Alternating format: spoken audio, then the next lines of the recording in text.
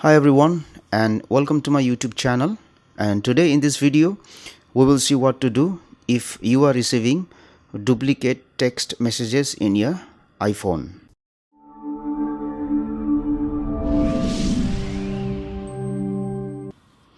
Now the first thing what we will do is we will go to settings, notifications, we will go to messages, repeat alerts, and make sure that it is selected once, not twice. So let us select once.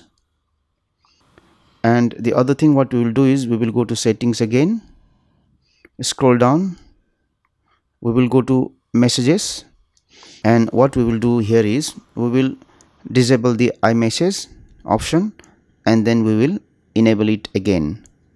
So once you toggle this iMessage button on and off again, try to check if now onwards you will receive duplicate text messages or not. Now this might also be caused from the service provider side, so you have to call to your service provider and make sure that it's not caused from their side. Hopefully this should fix the issue.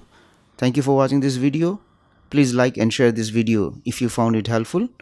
Also click on the subscribe button and hit on the bell icon to get the notification of our latest videos for free.